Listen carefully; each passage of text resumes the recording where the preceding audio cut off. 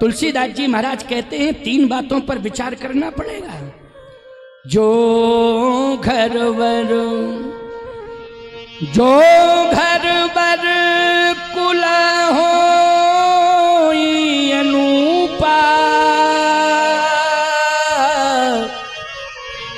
तो करिए विवाह सुतायन रूपा। घर वर कुल,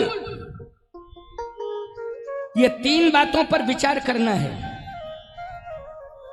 अच्छा भाई, बर और घर और कुल, तो बर का अर्थ ये है कि आप सबसे पहले बर को देखेंगे तो आयु देखेंगे आप। बोलो भाई, प्रथम दृष्टया आप क्या देखेंगे? जल्दी बोलो। आयु देखेंगे। अगर आयु का तालमेल नहीं बन रहा है तो आप तुरंत मौन हो जाएंगे और यही कहेंगे विचार करना पड़ेगा। क्यों भाई? ये नहीं कहेंगे नहीं नहीं नहीं वो उम्र ये वो, आप विचार करेंगे, आपको बताएंगे। और हम आए थे, आप कितने अच्छे इंसान हैं कि आपने, मैं आया तो आपने चाय पानी से स्वागत किया, वाह वाह वाह, बहुत सुंदर बहुत सुंदर। लेकिन हमें थोड़ा सा समय चाहिए, हम विचार करेंगे। क्यों? आपके मन में पहले ही शंका हो गई, उम्र ज्यादा है। क्या शंका हुई? जल्दी बोलो। उम्र ज्यादा है। अगर उम्र का तालमेल बन रहा है तो आप फिर उसके गुण देखोगे। क्यों भाई? किस्म के गुण कैसे हैं? ये हम अपनी बेटी का विवाह करेंगे तो ये निर्वाह कर पाएगा कि नहीं कर पाएगा, इसका आचरण कैसा है, इसके गुण कैसे हैं, बोलो। इस पर भी विचार करोगे कि नहीं करोगे? अच्छा, इसके बाद फिर आप उसका नाक नक्शा भी देखोगे। हाँ हाँ, ये 3 नंबर पे बात आ जाती है, ये 1st नंबर पे नहीं है, 3 नंबर पे बात आती है कि नाक नक्शा कैसा है। कहीं ऐसा तो नहीं खरदूषण कैसा लग रहा हो? क्यों भाई?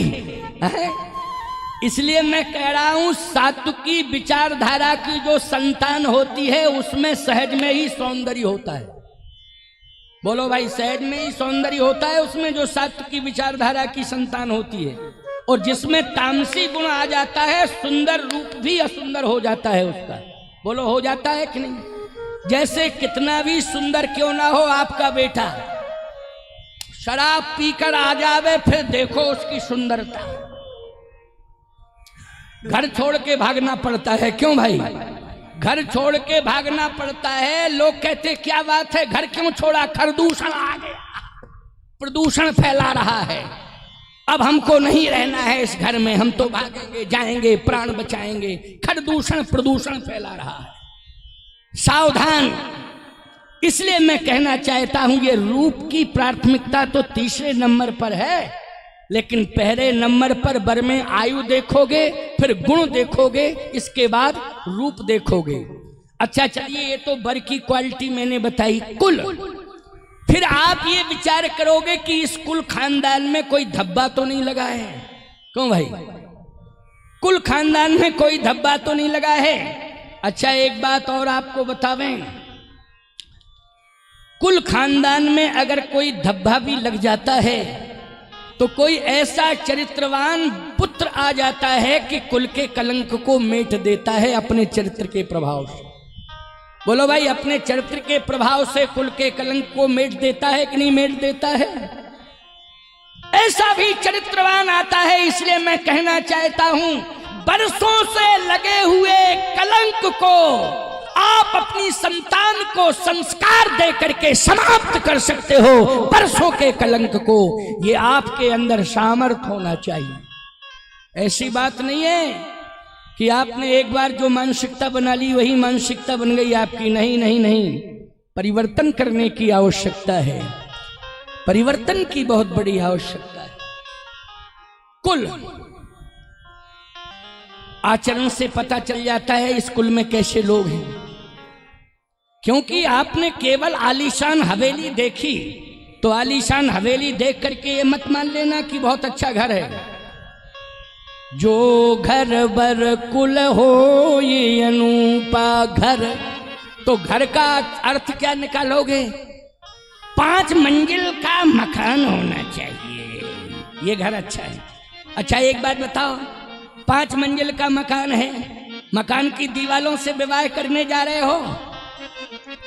मकान के अंदर कौन सा घर अच्छा है? जिस घर के अंदर लोग अच्छे रहते हो वो घर अच्छा है। जिस घर के अंदर लोग अच्छे रहते हो वही घर अच्छा है। ये नाक नक्शा दुनिया का आलीशान हवेली, इसको देख करके कहो ये घर अच्छा है, गलत। कलकत्ता आप जाइए, मैंने देखा है 10-10 मंजिल की हवेलियां बनी हैं कसाईयों की, लेकिन उनकी दीवारों से चीत्कार क्रंदन की आवाज सुनाई दे रही है। चीत्कार क्रंदन की आवाज सुनाई दे रही है उनके मकानों के सामने। आप देखिए, कान लगा के सुनिए, दीवारों से चीत्कार क्रंदन आ रहा है। 10-10 मंजिला बिल्डिंगें खड़ी हैं, लेकिन वो दीवारें रो रही हैं, याद रखना। वो हवेलियां रो रही हैं। क्यों? उसमें कौन रह रहा है? उसमें क्रूर रह रहे हैं, हिंसक रह रहे हैं, असामाजिक तत्व रह रहे हैं, आतंकवादी रह रहे हैं। इसलिए आपको वो हवेली क्या अच्छी लगेगी? नहीं नहीं नहीं, मकान वही अच्छा है, हवेली वही अच्छी है जिसके अंदर रहने वाले लोग अच्छे हों। जिस घर के अंदर अच्छे काम हो रहे हो वही घर अच्छा है। जिस घर के अंदर रामायण पढ़ी जा रही हो वही घर अच्छा है। जिस घर के अंदर अतिथियों की सेवा हो रही है वही घर अच्छा है। जिस घर के अंदर पूरे माँ बाप का सम्मान हो रहा है वही घर अच्छा है। प्यारे, दीवालों से कोई घर अच्छा नहीं होता है, वही घर अच्छा है। इसलिए तुलसीदास जी महाराज का संदेश, जो घर वर कुल, जो घर वर कुल हो अनूपा, करिए विवाह सुतायन रूपा। घर वर कुल, ये चरित्र की प्रधानता इनमें होनी चाहिए। और यदि चरित्र की क्वालिटी पाई जाती है तो समझ लो आप जो घर वर कुल हो अनुरूपा, तो करिए विवाह सुता अनुरूपा। आप विवाह कर सकते हैं अपनी बेटी का ऐसे घर में, चिंता करने की जरूरत नहीं है। आप तुरंत बिना विचारे ही, क्योंकि विचार तो हो गया है, चरित्र की प्रधानता देखी, इतना ही विचार पर्याप्त है, विवाह कर दो। बेटी का विवाह करने में कोई दिक्कत नहीं, कोई समस्या नहीं। महाराज श्री जनक ने क्या श्री जानकी जी के विवाह में इन 3 बातों पर विचार किया? तो सामान्य ज्ञान रखने वाले लोग तुरंत कहेंगे नहीं किया। जो सामान्य ज्ञान, याद रखना, जनक जैसा ज्ञानी कोई दुनिया में है नहीं। सुखदेव जी महाराज ने जिनको गुरु के रूप में स्वीकार किया हो, ईमानदारी से बताओ कितना बड़ा ज्ञानी होगा? सुखदेव जी से बड़ा ज्ञानी है कोई? बोलो। स्वयं साक्षात भगवान हैं, भगवान ही अवतरित हुए हैं सुखदेव जी के रूप में। और उन्होंने पिता के रूप में वेद व्यास को स्वीकार किया और गुरु के रूप में महाराज जनक को स्वीकार किया है। साधारण नहीं है महाराज जनक। महाराज श्री जनक ने, सामान्य ज्ञान रखने वाला व्यक्ति यही कहेगा कि स्वामी जी जनक जी महाराज ने तो इन 3 बातों पर विचार ही नहीं किया।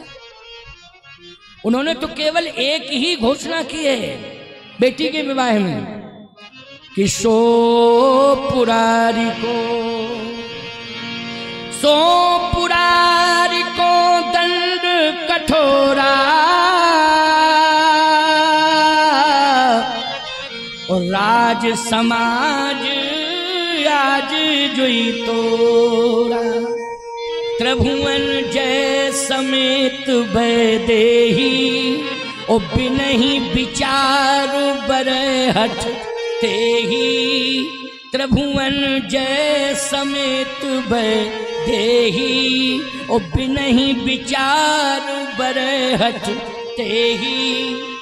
जनक जी ने कहा कि जो शंकर के प्रचंड धनुष का खंडन करेगा, मैं अपनी बेटी का विवाह उसी के साथ करूंगा।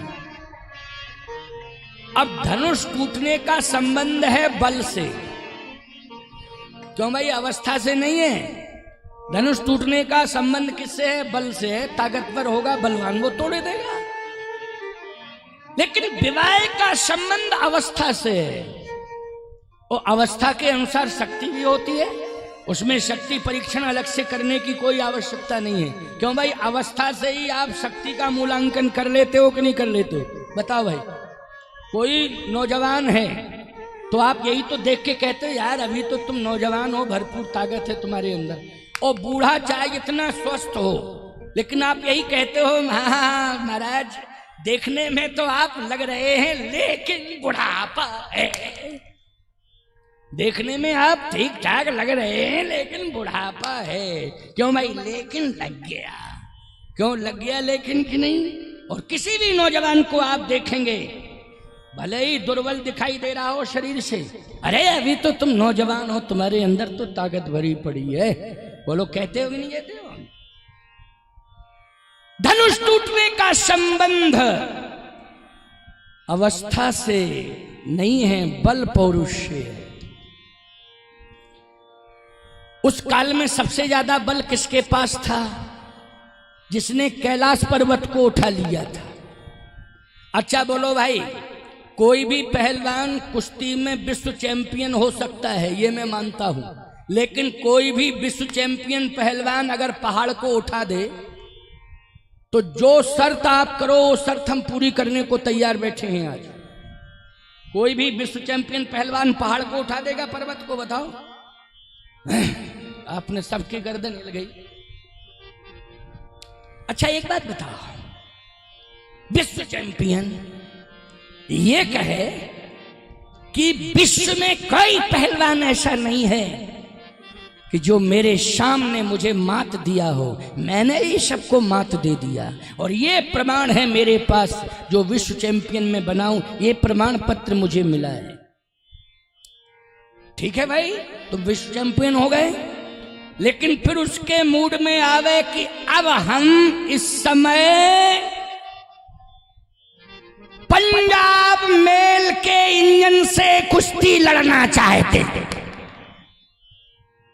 अच्छा बोलो, पंजाब मेल के इंजन से कुश्ती लड़ने की बात विश्व चैंपियन के दिमाग में आ जाए और वो सीधा आगरा स्टेशन पे आ जावे, और जैसे ही पंजाब मेल आवे और वो ताल ठोक के कहे आ मुझसे कुश्ती लड़ ले, जिंदगी भर का काजू किशमिश 2 सेकंड में गायब हो जाएगा कि नहीं हो जाएगा? बोलो भाई। 2 सेकंड नहीं लगेंगे, जिंदगी भर का काजू किशमिश गायब, पूरी पहलवानी सब 2 सेकंड नहीं लगेंगे। याद रखो, एक ऐसा बलवान उस काल में रहता है जिसने कैलाश पर्वत को उठा लिया। खेल ही खेल में उठाया है, ऐसा नहीं कि पूरी ताकत लगाई हो। कौतुक ही कैलाश पुनलीन से जाए उठाए, कौतुक ही कैलाश पुनलीन से जाए उठाए। रावण का मूड बदला, कैलाश पर्वत के सामने पहुंचा और उठा लिया कैलाश पर्वत को। अब शंकर जी पार्वती जी बैठे थे कैलाश पर्वत पे, उठाने लगा तो पर्वत हिला। पार्वती जी ने कहा ये हो क्या रहा है, ये क्या हो रहा है? कहे चेला हमारा पर्वत को उठा रहा है। पार्वती जी ने कहा ऐसा नालायक चेला क्यों बनाया कि गुरुजी का फाउंडेशन उखाड़ दिया उसने? क्यों भाई, गुरु जी का फाउंडेशन उखाड़ दिया, ऐसा चेला क्यों बनाते हो आप? कहे बस बन गया, गलती से बन गया, लेकिन अब क्या करें, बन तो गए, पीछे पड़ गया। कौतुकी कैलाश पुनलीन से जाए उठा है। खेल ही खेल में कैलाश पर्वत को उठा लिया। आप कल्पना करो, धनुष कितना ही वजनदार होगा, जब कैलाश पर्वत को उठा सकता है तो धनुष को नहीं उठा सकता क्या? लेकिन जनक जी को यह पता नहीं था कि कैलाश पर्वत को उठाने वाला एक ऐसा राक्षस, ऐसा दैत्य दशानन रावण इस दुनिया में रहता है। कहीं वो ना आ जाए, वो आकर के धनुष को तोड़ डाले तो फिर समस्या खड़ी हो जाएगी कि नहीं हो जाएगी? बोलो भाई, समस्या खड़ी हो जाएगी। लेकिन नहीं, जनक जी महाराज ने स्पष्ट कह दिया। बड़ा सुंदर प्रसंग है ये और बहुत मार्मिक प्रसंग है। क्योंकि आप सभी अच्छे श्रोता हैं। हमारी कथा तो बढ़ती ही चली जाती है। देखो 4 बजे आस्था भजन चैनल का समय पूर्ण हो जाएगा, लेकिन अपने अपने मोबाइलों में जगतगुरु रामस्वरूपाचार्य टाइप करोगे तो ये डायरेक्ट प्रसारण उसमें चलेगा जब तक कथा चलेगी। तो आप लोग सुन सकते हो, जो घरों में बैठे लोग सुन रहे हैं या दूर बैठे लोग सुन रहे हैं, उनके लिए मैं विकल्प बता रहा हूं। उनके लिए विकल्प 4 बजे के बाद भी कथा होगी, लेकिन 4 बजे के बाद, क्योंकि इस परिसर में पंडाल में जितने भक्त बैठे हैं वो तो सब सुन लेंगे, लेकिन 4 बजे के बाद क्यों भाई, जो दूर दूर लोग सुन रहे हैं, पूरी दुनिया में सुन रहे हैं, देश में नहीं दुनिया में सुन रहे हैं, तो उनके लिए माध्यम क्या है? सोशल मीडिया माध्यम है। जगतगुरु रामस्वरूपाचार्य टाइप करोगे, कथा जब तक चलेगी आपको भरपूर सुनने को मिलेगा। और कथा 5 दिन की शेष रह गई। आज चौथा दिन है, चतुर्थ दिवसीय कार्यक्रम पूर्ण होने जा रहा है। सीताराम जी का विवाह 5 दिन में हमें उत्तरकांड तक कथा कहनी है। तो अभी तो अयोध्या कांड आएगा, बाल कांड ही पूरा नहीं हुआ है। तो अयोध्या कांड दिन होंगे 5, और कांड कितने बचेंगे जल्दी बोलूं? अरे एक बाल कांड पूरा हो जाएगा तो 6 कांड, तो कांड कितने हैं? हाँ ठीक ठीक ठीक, बहुत अच्छी बात कही कि 7 कांड हैं। अच्छे श्रोता हैं। तो एक जगह हमने ऐसी, तो हमने कहा कितने कांड हैं? तो एक बोला कांड 7 है, एक बोला कांड 8 है। हमने कहा 8 कौन है? बोला लवकुश कांड। हमने कहा लवकुश कांड जो है तुलसीदास जी के द्वारा विरचित नहीं है, कुछ भक्तों ने, कुछ प्रेमियों ने उसको स्थापित किया। चलो पढ़ो, कोई बात नहीं है। लेकिन सप्त कांड, यह मैं रुचिर सप्त सोपाना, रघुपति भगति केर पंथाना, यही मैं रुचिर सप्त सोपाना। तो 7 कांड हैं। एक बोला लवकुश कांड, हमने कहा अच्छा। एक बोला नहीं नहीं कांड 9 हैं। हमने कहा 8 तक की बात तो कुछ समझ में आ रही, 9वां कांड कौन है? बोले गोधरा कांड। अरे हम कहा कहां से आया तू? ये ओदरा गोदरा की बात करने लगा है क्यों भाई? नहीं नहीं ये सब कांड नहीं है, कांड तो यही है। अयोध्या कांड की कथा कल से प्रारंभ होगी। आज बालकांड को मैं पूर्ण करूंगा। सीताराम जी के विवाह के साथ ही बालकांड पूर्ण होगा। 5 कांड, 6 कांड हैं लेकिन 5 दिन हैं। कांड 6 हैं लेकिन 5 दिन हैं। 5 दिनों में 6 कांडों को मैं पूरा करूंगा और आपको सांगोपांग विधिवत कथा सुनाऊंगा। आपको तो सुनना है, क्योंकि मैं ज्यादातर, मेरा स्वभाव है कि मैं कथा को क्रम से ही कहता हूं और कथा को कथा की तरह ही कहता हूं। अगर कोई सामाजिक बात भी करनी पड़ती है मुझे, तो उसमें भी मैं संतुलन बना के ही कहता हूं। ये मेरा स्वभाव है। संतुलन बिगड़ना नहीं चाहिए। संतुलन बना के ही मैं कोई बात को परोसता हूं, क्योंकि व्यंजन परोसो तो रसगुल्ले को नमक पर मत डालो। नहीं, वो स्वाद ही बेकार हो जाएगा रसगुल्ले का। अगर नमक पर डाल दिया, जहां पत्तल में नमक रखा है या थाली में नमक रखा है और रसगुल्ला उसी पर डाल दिया, तो ईमानदारी से बताओ पूरा स्वाद बेकार हो जाएगा कि नहीं हो जाएगा? है ना? इसलिए रसगुल्ले की जगह रस का स्थान सुनिश्चित, रसगुल्ला रसगुल्ले की जगह पर ही परोसा जाएगा, सब्जी सब्जी की जगह पर ही परोसी जाएगी। जहां जिसका जो स्थान है उसको वहीं पर स्थापित करना चाहिए। ये हमारा परम धर्म है। तो आइए सुनिए, रावण कैलाश को उठा सकता है, खेल ही खेल में उठा सकता है, तो धनुष को उठाने में कितना समय लगेगा?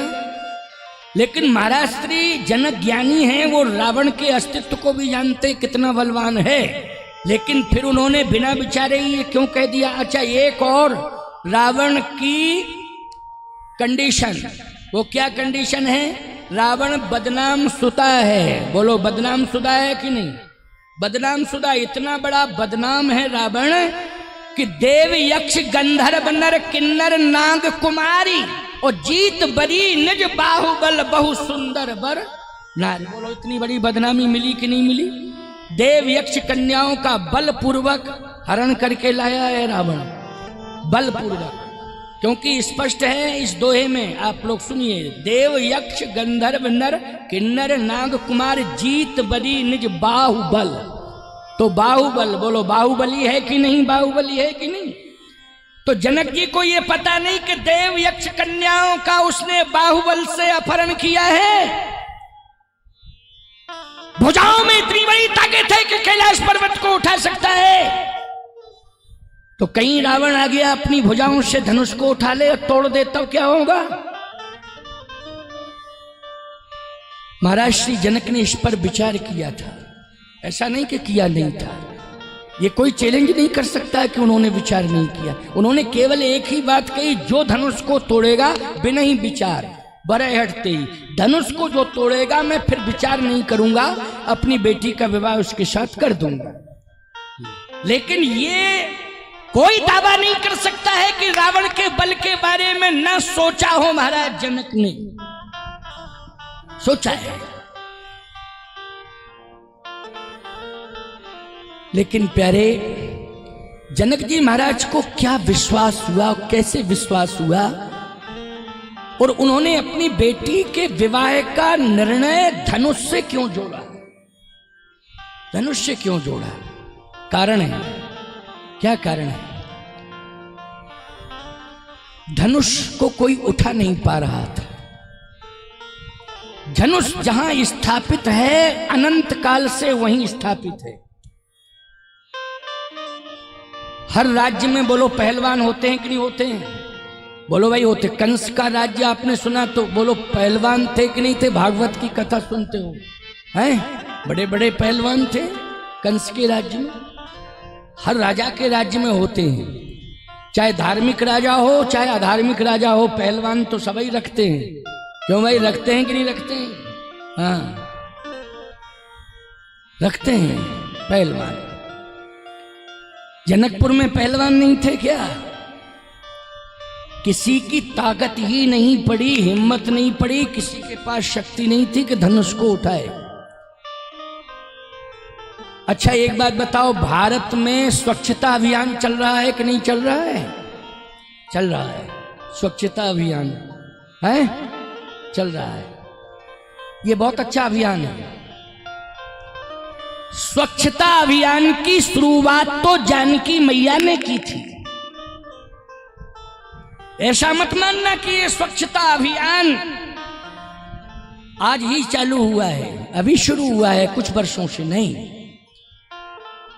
देश के प्रधानमंत्री ने रामायण से ही प्रेरणा ली है, रामायण से प्रेरणा ली है, याद रखना। इसलिए तो मैं कहता हूं कि रामायण पढ़ोगे तब ना रामायण से प्रेरणा मिलेगी।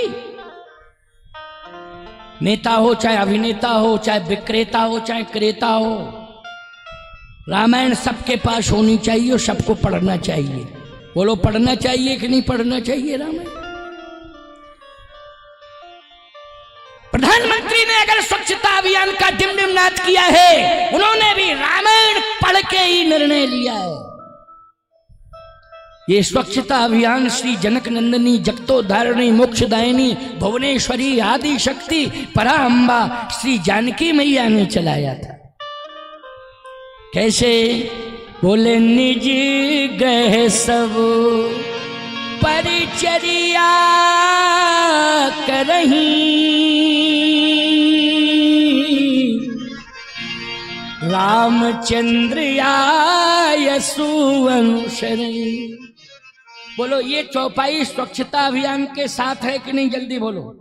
और स्वच्छता अभियान में सबसे पहले हमारे देश की बहू बेटी जगती है तो झाड़ू लगाती है घर में। बोलो जल्दी बोलो, बोलते क्यों नहीं हो? क्या कोमा में चले गए हो? थोड़ा बोला करो। जो परंपराएं थी उनको दोहराओ, उनके बारे में ही तो मैं कह रहा हूं। निज ग्रह सब परिचर्या करही, रामचंद्र आयुष अनुसरही।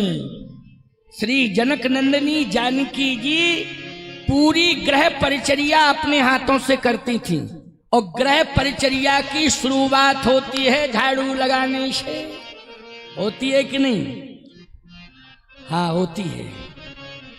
लेकिन अब आजकल समस्या इस बात की है कि ब्रह्म मुहूर्त तो घरों में देखा ही नहीं जा रहा है। वातानुकूलित एसी रूम में खर्राटा मार के सो रहे सब, खर्राटा मार के सब सो रहे हैं। क्यों भाई? सूर्य भगवान जब खूब तेज हो जाते हैं, जगाते हैं, उठो उठो उठो, तब बड़ी मुश्किल में नींद खुलती है। समझ लो इस बात को, बड़ी मुश्किल में। आज 80-90 साल की वृद्धा जो है 4 बजे जग के अभी भी कमर झुक गई है, लेकिन फिर भी झाड़ू बहारू कर रही है। बोलो भाई, क्योंकि वो कहती है कि ये संस्कार मुझे मिले हैं, इसलिए अंतिम श्वास तक ये संस्कार मेरे साथ रहेंगे, मैं संस्कारों को छोड़ नहीं सकती।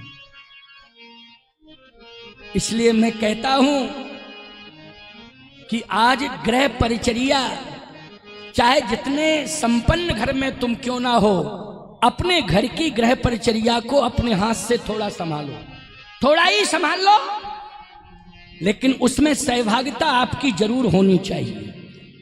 आपकी सहभागिता अवश्य होनी चाहिए। और ऐसी बात नहीं कि कोई संपन्न व्यक्ति झाड़ू बहारू नहीं लगाता है। रामचरितमानस में अंगद राजा का बेटा है। बोलो, अंगद किसका बेटा है? जल्दी बोलो। राजा का बेटा है, युवराज है। राजा नहीं बन पाया तो क्या हुआ, युवराज तो बन ही गया था। लेकिन अयोध्या में क्या कह रहा है भगवान से? मुझे मत भेजो किष्किंधा। क्या करोगे? अयोध्या में मंत्री बनना चाहते हो? किस विभाग का मंत्री बना दूं? बोलो अंगद। अंगद ने कहा मंत्री नहीं बनना चाहता हूं। फिर अयोध्या में क्यों रहना चाहते हो? कहे नीच टहल। अंगद कह रहा है नीच टहल ग्रह के सब करी हो, ओ पद पंकज बिलोक भवतरी हो। बस झाड़ू बहारू लगाता रहूं अयोध्या की गलियों में, बस मुझे यही सेवा दे दो। बोलो, राजा का बेटा भी स्वच्छता अभियान से जुड़ा है कि नहीं जुड़ा है? जल्दी बोलो। राजा का बेटा भी स्वच्छता अभियान से जुड़ा है। केवल गरीब ही झाड़ू नहीं लगाता है, याद रखना। ये झाड़ू लगाना नहीं है प्यारे, ये अपने भारत को स्वच्छ बनाना है। केवल अपने घर को ही, जब घर घर स्वच्छ हो जाएगा तो भारत अपने आप स्वच्छ हो जाएगा। इसलिए स्वच्छता अभियान की परंपरा जनक नंदिनी जानकी जी ने दी है। बोलो, दी है। इसके पहले किसने दी है हम इस बात को नहीं कहेंगे, लेकिन हम तो जानकी मैया की बात कर रहे हैं। बोलो, हम अपनी मैया की बात कर रहे हैं। ऐसे ही एक दिन जनक जी ने देखा। क्या देखा जनक जी ने? कि मेरी बेटी हाथ में झाड़ू लेकर के सफाई कर रही है। अच्छा, जनक जी महाराज देखते रहे कि ये कितने सुंदर संस्कार हैं बेटी के। किसी ने कहा नहीं था, लेकिन स्वतः ही ये संस्कार। मैं एक बात कहता हूं, जैसा कार्य घर में होता है संतान को बताना नहीं पड़ता है, अपने आप देख देख करके संतान वैसा ही करने लगती है। याद रखना, बताने की जरूरत नहीं पड़ती, कहने की जरूरत, अपने आप ही संस्कार में संस्कार आ जाते हैं, ये विचार आ जाते हैं, अपने आप आ जाते हैं, अपने आप आ जाते हैं। इसलिए मैं कहता हूं कि घर का वातावरण अच्छा बना के चलो। वो वातावरण का प्रभाव छोटे छोटे बच्चों पर पड़ता है। बोलो, पड़ता है कि नहीं पड़ता है? और फिर बच्चों को समझाना नहीं पड़ता है। बच्चे जो है संस्कार लेकर के फिर स्वयं क्रियान्वयन करने लगते हैं। इसलिए हम सुधरेंगे, युग सुधरेगा, और हम बदलेंगे तो युग बदलेगा। हम सुधरेंगे तो युग सुधरेगा, और हम बदलेंगे तो युग बदलेगा।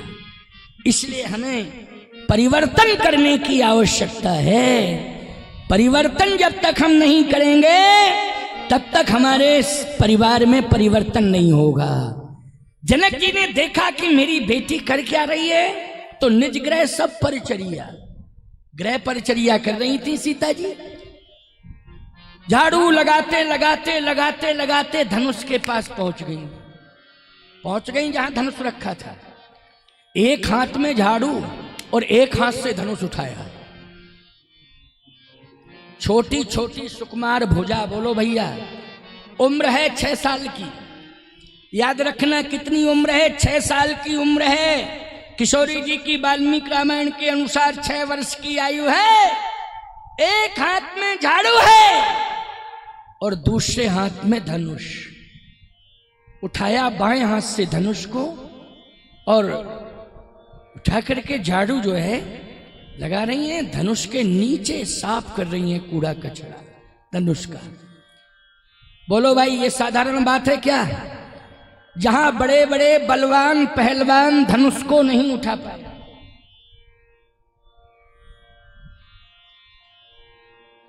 क्यों? इधर आओ,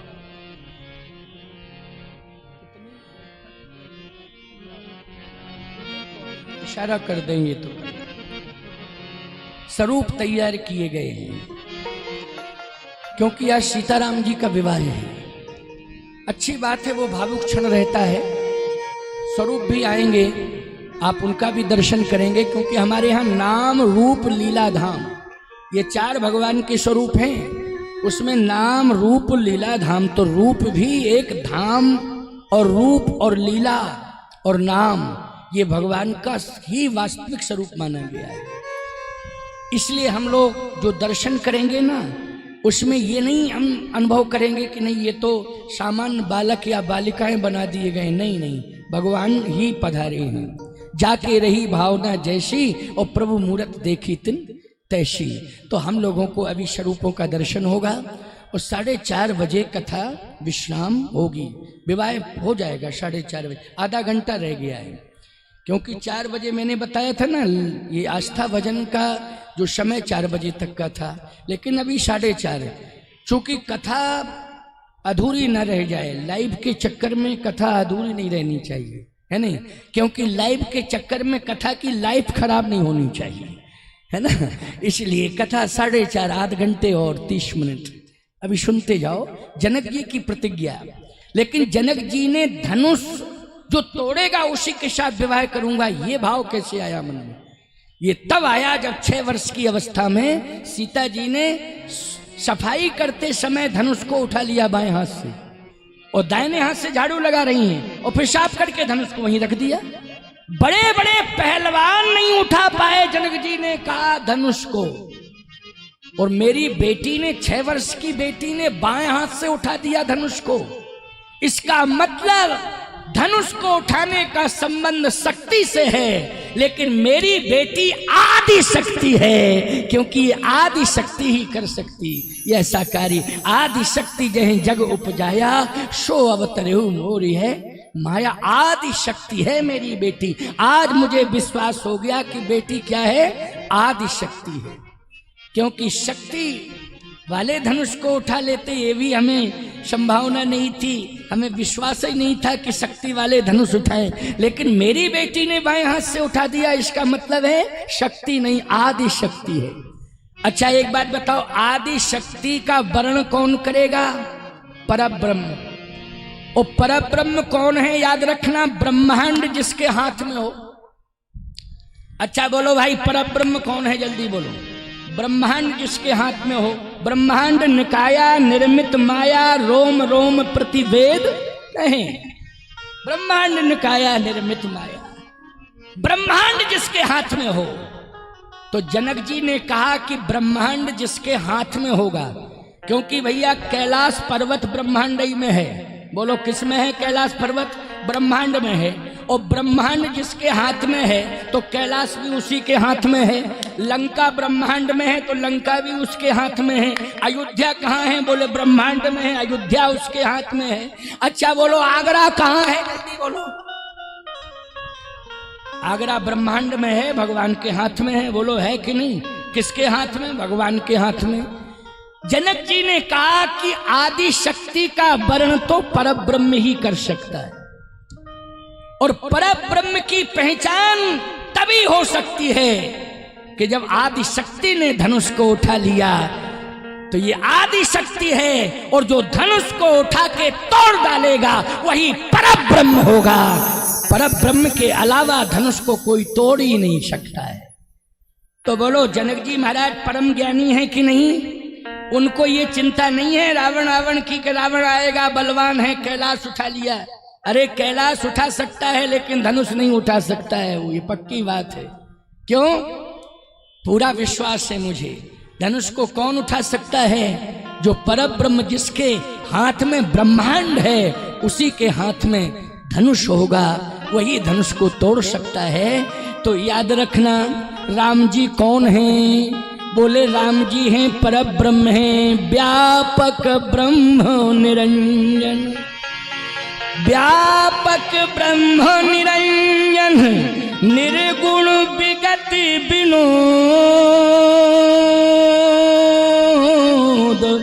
ओ सो